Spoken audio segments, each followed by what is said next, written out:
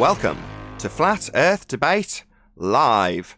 I'm your host Nathan Oakley, and if you are new to this channel, or you've not done so already, how dare you, then be sure to subscribe, hit the bell notification icon and join button if you'd like to become a Nathan Oakley 1980 channel member and keep up to date with the Flat Earth Debate.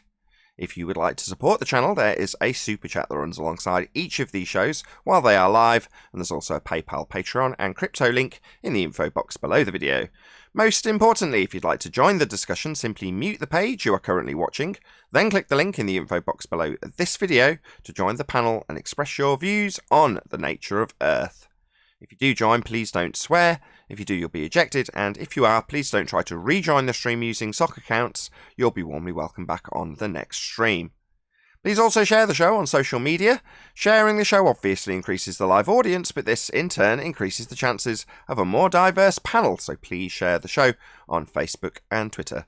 One last time, if you're new to the channel or you've not done so already, then be sure to subscribe, hit the bell notification icon and join button to keep up to date with the Flat Earth Debate. Now we are joined by 10th Man, Brian's Logic, Eli, Flatzoid, Paul and Sleeping Warrior, together with a whole bunch of people in Discord, so welcome one and all. Yo, yo, yo. Good morning. Hello, hello. Hello. Hello. And get it right, Arwin has been courteous enough to join after the introduction, so thank you very much indeed, Arwin, and good to have you too. Hello. Good to have you. Yo, yo. Any evidence of a physical geometric sphere edge, horizon formerly known as Earth curve? It's optical, but you can think of it as physical. Yeah. Wait, the sphere edge horizon is optical. Eli's How causing does a that- load of background noise. Say that again, Arwin.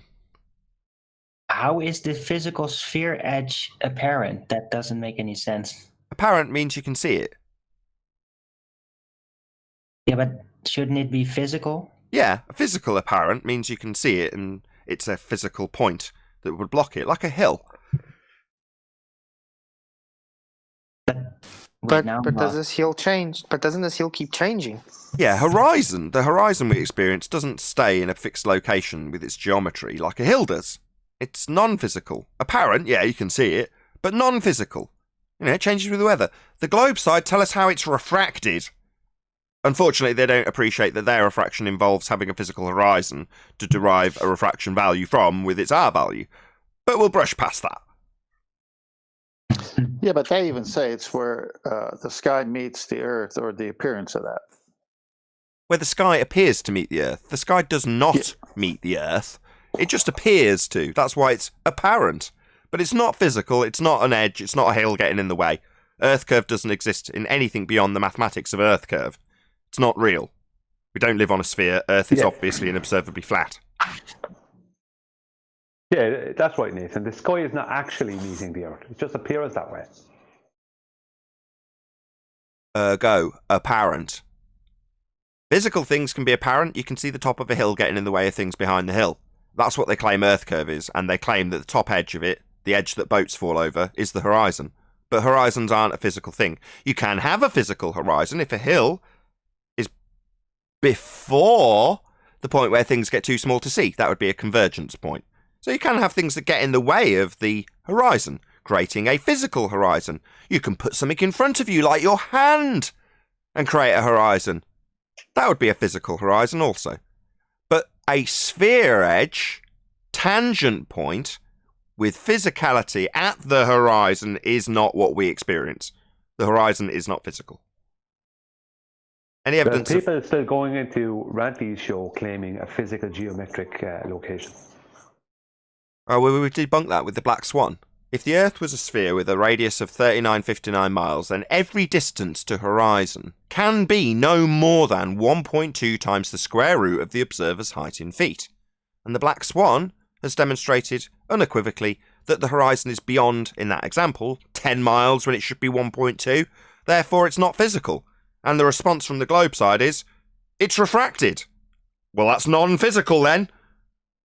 So, demolishment of the argument ensues, paradoxes ensue. That's the end of the globe assertion. We don't have a physical horizon. They need one. That's what the assertion we're on a globe starts with. The horizon being physical and boats being blocked by it as they fall over it. An edge. A sphere edge. But nobody claims the curve to be a horizon. Yeah, globe heads do. But when Tim Osmond tells us that nobody claims the horizon is Earth curve, the response is welcome to flat Earth, because absolutely they do. Your side think the horizon's a physical obstruction. Now, Tim did too prior to that moment. Welcome to flat Earth, Tim Osmond. Nobody claims the horizon's Earth curve. It's absurd. Non-physical. Well, if the horizon is not Earth curve, I don't know what is. Nothing is. We don't have Earth curve. The thing is not existing in anything beyond the mathematics of a model that asserts that Earth could be sphere-shaped. We're not actually standing on a sphere. That's merely a philosophy that's been reified by a lot of people. And over time, they've taken that reification to another level, where they'll argue the toss about reality and physicality with non-physical locations like the horizon, being their fundy belief in Earth curve edges for boats to fall over. Coincidentally, they simultaneously claim that flat earthers have got a pizza pie going up through a sky vacuum with boats falling over it. Mainly because that's actually their argument for a sphere, boats falling over an edge they call a physical geometric sphere edge horizon, which is actually non-physical and can't block anything with its non-physicality. It's absurd. Why would It's funny. Neil? Why would? Go on, Ted. Thanks, Brian. Why would Neil deGrasse Tyson state that stuff is flat from, say, 120 or 150,000 feet, and yet the mathematics say at 1 foot it's got to be at 1.22 miles? Because he's saying the horizon. That stuff is the horizon in his example. And he's saying you can't see the edge of the beach ball. So he's taking the model, which is being reified by way of a beach ball, and saying when you're a millimetre above it, you won't see the physical tangent point from that vantage point across that beach ball sphere. So it's got a beach ball obstruction, like a hill, physically getting in the way. And he's asserting that you can't see that physical sphere edge horizon from that altitude, leading the way for both flat earthers to argue about whether or not a non-physical location, that would be the horizon, should or shouldn't bend. Well, it's non-physical. Who cares what you say it should do at that altitude? It's not a physical location. That stuff is flat. Well, who cares? It's not a physical location to be bent. Even if it was, it wouldn't mean anything. About 3/4 of what you said to me a few minutes ago is the current globe argument. Take out a few bits, and that's exactly their argument at the moment. Ask Tim Osmond. Yeah, they need an Earth curve edge, and they haven't got one anymore. It's game over, globe. When we told you, nearly 12 months ago, that this was the end of the globe model, it wasn't just empty words. It has become untenable, and the defence for the black swan is paradoxical. Nathan, shouldn't it be the other way in physics, if I'm right about it? Like if you put a basketball right to my face to where it's right on my eyeballs, I'm not going to see any kind of curvature. But the further I get away from it, I could distinctly see it's a ball. So Neil deGrasse saying the higher you go, you can't see the ball. I understand what you're saying. If the Earth was a sphere, as asserted, then his description would fall into the bracket of doublespeak, because obviously, as you raise in altitude off a spherical surface, it will become more and more spherical till you get what they claim is the blue marble image from space. Now, you've got to have a transition between that complete circle and a curved horizon they say is physical. Obviously, that transition takes place with altitude. So for him to say you can't see any difference with altitude, in the physical horizon he's making both sides assume has an edge-like nature to block things, then in his paradigm, you're saying it should absolutely curve more the higher you go. Yes, that's correct. But that, in my vernacular 2 seconds ago, is a physical sphere edge horizon, which we don't have in reality. That's the bottom line. His magic trick is to get you, the flat earthers, to say, no, it wouldn't be a bent physical horizon at that altitude. And the globe earthers say, yeah, it would. That's the actual argument. They'd say it'd be more bent the higher you go. That's what you're saying, right, 10th? He's saying the total opposite. No, it wouldn't be from that altitude. You wouldn't notice any difference. Well, according to their mathematics, it gets more bendy the higher you go. So that's absurd, but it all requires both sides to reify the horizon into a physical point. And then argue about if it's bent or not. Yeah, Well, exactly. Go on, Brian. Go on. I was just going to No, say but- that how I read what Neil deGrasse Tyson did was he basically said you're not ever going to see the curve to stop people looking for it because he knows no one's ever going to find it because it's not there. But if we lived on a beach ball and were looking over effectively a hill, a physical obstruction in the form of the edge of the beach ball, then it would always be there from any altitude. 1.2 times the square root of the observer's height in feet. That's what would give you that hill. And we don't have one. Earth's flat. And stationary. Any evidence of axial rotation? Definite no. Well, that's another one of those things. They're saying in the same way that the Earth is spinning, but there's no way to prove it because the only way to prove it is Earth-based Coriolis, and they can't do it. Yeah, they defend the fact they don't have it by telling us how little we would expect to see this claim they make. Again, in the bracket of doublespeak. We wouldn't expect to see 15 degrees an hour deviation. Whatever gave you that idea? Well, your claim that we would have it on the globe side, proving we spin. That's what gave me the idea. Why are you defending it and saying that we spin with the atmosphere, giving us no observable Coriolis deviation, being no different to a stationary, observably flat and motionless plane, compared to your claim that everything's spinning along with an Earth that you presuppose is spinning? There'd be no discernible difference between the two. So let's argue all day and confuse the audience. No, you claim there's 15 degrees an hour. Deviation. So let's see things deviating. What's that you say they don't? Well, then we've not got a proof of spin. Well, Well, I'm in discussion with a university. I don't know if you know, it was a few students last year where they shot a rocket up past the Kármán line, and the rocket came back down to practically where they shot it off with. So I mean, tell me, if Earth was spinning underneath it and they left Earth's atmosphere, which is to the Kármán line, you could say, how would they be claiming it's still moving with the Earth? It isn't. And, that also violates the first law of thermodynamics. Second law of thermodynamics. Second, yeah. Flatzoid, how fast per second in meters is the Earth moving, if it's moving? About 460. It's a fast, very fast. So At when your the rocket location. went up and the duration of time until it came down, and it's almost near from where they launched it, right? Exactly. And I mean, what was like 118 kilometers up? Well, the Felix Baumgartner jump, the Red Bull, if you take the Earth's rotation, if the Earth was rotating, which it's not, he should have been in the Pacific Ocean. Yeah, he was what, about 3 hours up, 37 k's or something. I think under 60 miles or something less than that, or 30 miles, I can't remember. But still in the state of New Mexico is what I'm saying. But if the Earth was moving at the speed that say the Earth is moving, the Pacific Ocean would have come under him by the time he came down. Just for audience clarity, it is claimed Earth turns underneath things not attached at 15 degrees an hour. Ergo, from the ground, they appear to drift. Not that because, in the example given, not because you've got something whizzing away at 400 meters per second, but because that item's travelling up, straight line, and you're moving underneath it according to the claim that we have Coriolis effect. So things should drift away from your vantage point at 15 degrees an hour. Now, if that was occurring, Felix Baumgartner would have landed in a different state. In fact, he'd have landed in the ocean.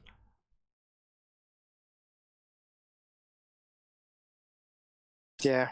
Just think how nice it would have been for us if it was like this to go travel somewhere. It'd be much quicker to get anywhere. You're just gonna quickly hop on a hot air balloon and go to the next country. Correct. Flight times debunk the idea that Earth is turning underneath things that aren't attached, because a Charlotte, North Carolina flight to LA, which takes 4.5 hours in reality, would only take an hour and a half, because Earth would be turning underneath it at 800 miles an hour. Combine that with the air travel speed and you've got an hour and a half flight time, because Earth's turning underneath the plane, according to their claim that we see things drift because we're turning underneath them. That's Coriolis effect. They claim we have it. We just don't experience it. Go on, Brian. I would just Yeah, I think I have to just let you know that when any mention the Kármán line or anything above what they call the stratosphere, I have to call that into question, as there was absolutely no evidence for anything past about 40 to 50 kilometers. Okay? Yes, they've got these homogeneous layers which they arbitrarily assign with these names, like the Kármán line. Stratosphere. Sphere, you say? Oh, we'll come back to that. So, yeah, they've got these arbitrary positions, and half of them, as Brian's saying, he doesn't even think they've ever gone beyond a certain height, and therefore, how can they ever arbitrarily assign anything? Well, after high altitude balloon, let's say max altitude, which is depending on who's doing it. If it's NASA, maybe 40 to 50 kilometers. After that, they only have sounding rockets, and sounding rockets fly off out into an entropy violation called space, and do a load of stuff, and then they drop their payload back down to NASA or whatever space agency is doing it. So after high altitude balloons, there is only space agencies. Right. And we know they're lying through their back teeth because, as you've already pointed out, they're travelling to somewhere that doesn't exist. So if the place they're travelling to and dropping payloads back from exists, then we wouldn't have any gas to breathe. We'd all be dead because it would be a vacuum, and we have high pressure gas here that we're all breathing.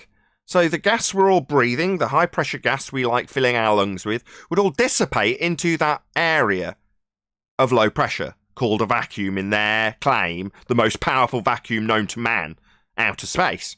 Well, it's not. That's just a complete lie, because we wouldn't have any gas to breathe. Any evidence you can have gas pressure at all without a container? No. Can I leave a last comment on the last subject? Good. We've all done it. Said to somebody, hey, I'll meet you at the midway point. So if someone lives 2 hours away from me, I got to drive an hour, they got to drive an hour. That's the midway point. If we went up in the air, the Earth is that other person meeting us at the midway point. It would be coming towards us, but it doesn't. Yeah. Like the example with Charlotte to LA, you know, if you've got Earth travelling underneath the plane, it's going to radically reduce flight times, and it doesn't. Because Earth's not turning underneath them. It's just that simple. Any evidence you can have gas pressure without the necessary antecedent of a container to press upon. In other words, if the sky was a vacuum, the gas we're breathing would fill the space. Any evidence that would in any way contradict that second law of thermodynamics claim? Well, Nathan, I can with 100% fact tell you it's not a sky vacuum, because we do have gas pressure, and gas pressure needs containment. Correct. Yeah, we know the sky's not a vacuum, debunking any claims that have come from there. So if they claim they've got pictures from the sky vacuum, outer space, immediately disregard them as not true. Easily. It's like claiming you've got pictures from Narnia. No, you haven't. You've got pictures from a set you called Narnia.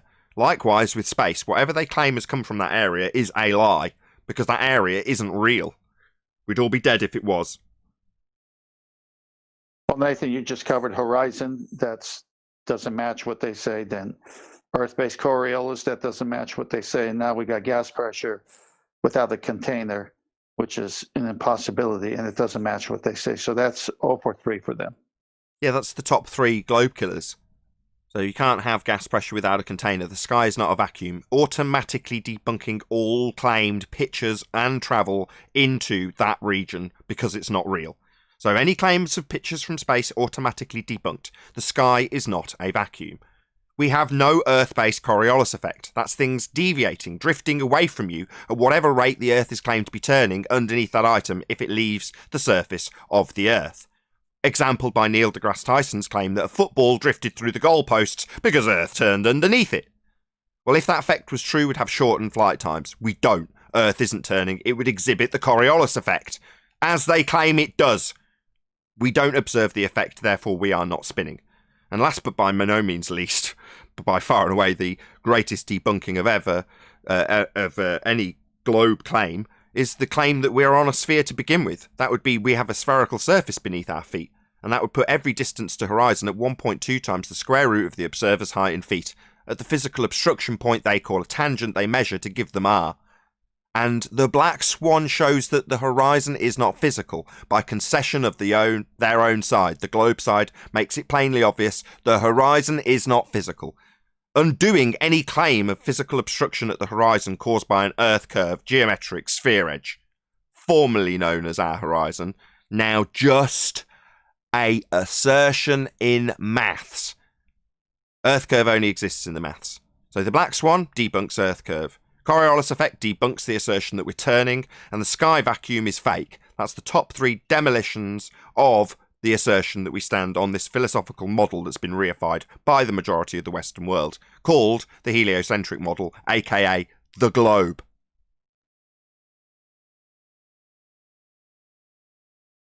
From excellent globe destruction to the farcical assertions that go alongside it. Any evidence that we have a self-perpetuating molten iron core at the centre of a presupposed spherical Earth? Well, this is actually interesting, Nathan. Have you ever seen cave explorers before? Yeah. You know, the deeper they go, the colder it gets, not hotter. Wouldn't it get hotter if you get close to your old molten iron core? No, Yeah, that's supposed to be much, much deeper. Yeah, much Yeah, deeper. Yeah, but I mean, if you're getting closer to a heat source, it's supposed to get hotter, isn't it? Not colder. But it doesn't all rise through everything, you know? It depends. If it's in solid rock tends to kind of fend it off a little. So, I don't know, I'm just... You're defending some there. places it's Dead hot nonsense, down are we? there, others it's not so hot down there. So To be fair, the official reason why the Kola Super Deep borehole stopped drilling in the mid-90s, they said it was because the excessive temperatures was basically melting the blade tips that were digging, and every time they tried to dig into this like plasma stuff at the bottom, it was just reforming, and they couldn't dig any deeper because it was too hot. So there must be a molten iron core. plasma. I'm hydrogen not mud. sure about. I'm not And it sure about wasn't that. too I hot. thought it was because of this viscous or honey-like substance that the drill bits kept getting hot because That's what I said. of that. No, but you said it was too hot down there. It was Yeah. too hard. It couldn't get through. There was no sign of hotness or melting, as far as you know. There was hydrogen mud. That's what yeah, they got meanwhile- out. I think Arwen is on point there. Yeah, but meanwhile, they predicted that they'd be hitting water or something stupid at that point, right? Well, they said there wouldn't be any water, and they found water a lot deeper than what they ever thought there would be possible. But no, it definitely did say it when they were digging that it was getting too hot. I'll get you some references. Yeah, but Okay, but Nathan's either point way, is, yeah. That's not molten iron core Go on, proof. Nathan. Go ahead, Brian. That's not molten iron core proof, is all I'm going to say. Go ahead. No, No, but all I was saying is that Nathan's point is correct. All their supposed predictions were wrong. There was 4 main predictions, and they were all wrong. Well, not only were they wrong on 4, we don't have a sphere for them to have a molten iron core to go to. Correct. It's presupposition in the first instance.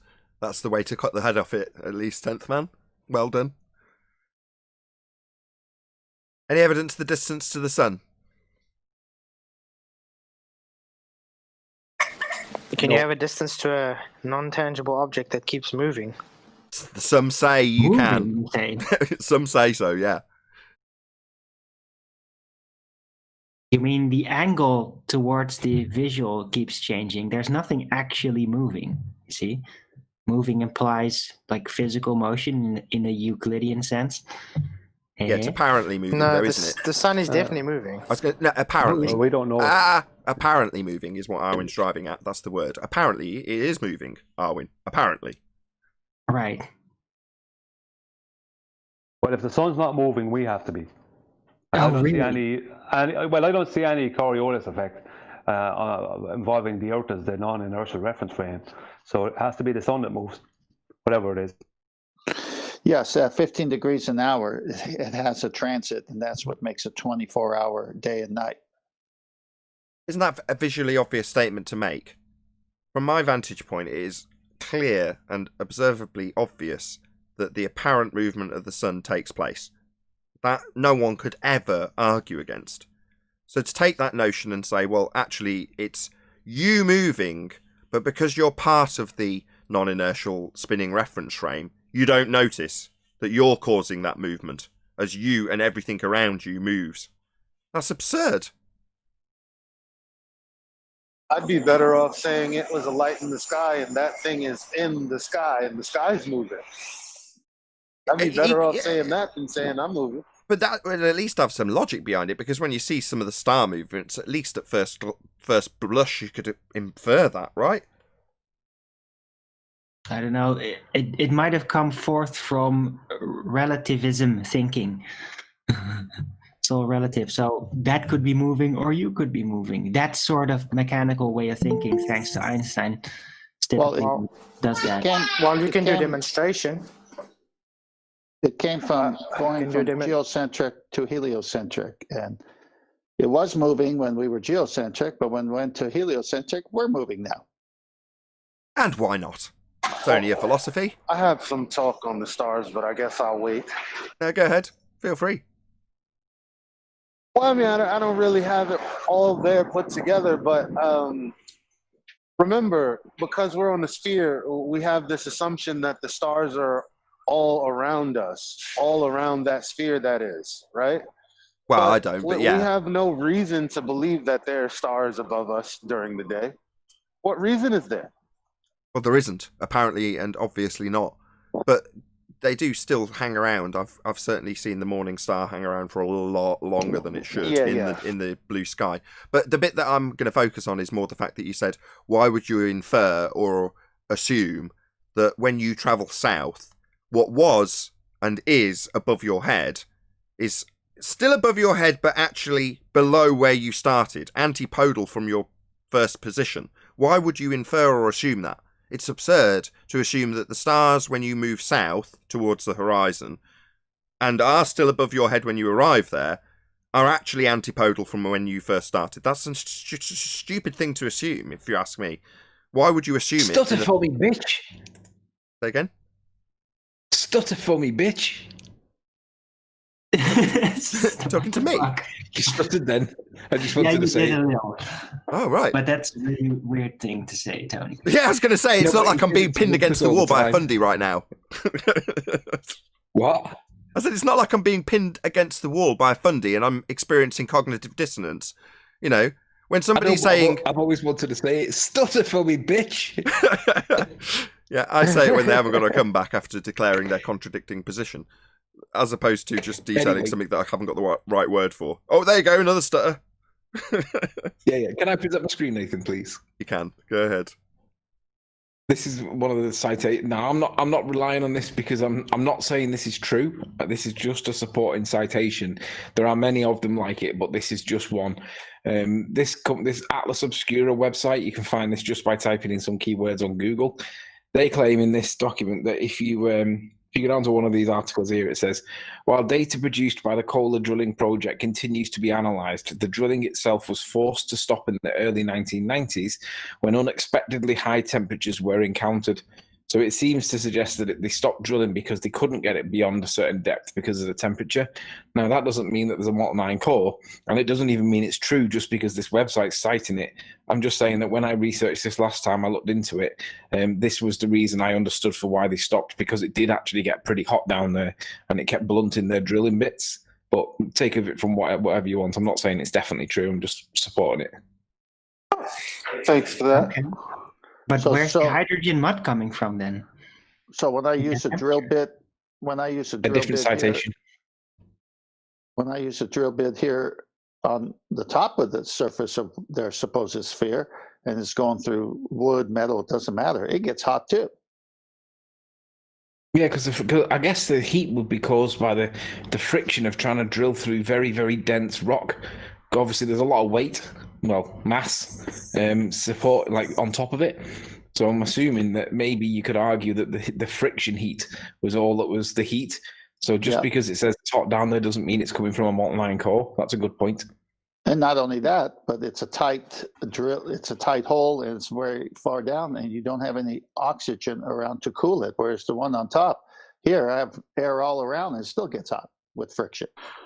Can you just do me a favor? All those figures. Sorry, Elijah.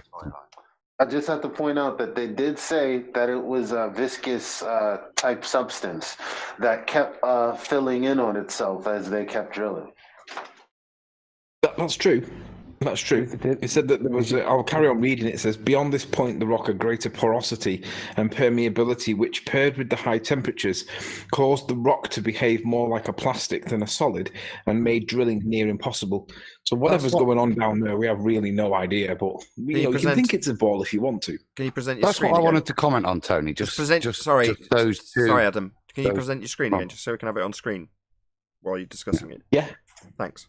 Go on, Ethan, what were you saying? Well, there was only those 2 points in there, and obviously, before drilling the super deep borehole, we had our PNS waves, which enabled us to build a model to give us these predictions. And if you look at the two most basic things within a very short distance, the first point is that they were 80% out on their estimations of the temperature, so they're thinking about 100, and actually the density of the rock as they got bigger, they guessed it would go one way, it would be more dense, and actually it was less dense. So not much of a model if the two predictions were one the polar opposite and the other 80% out.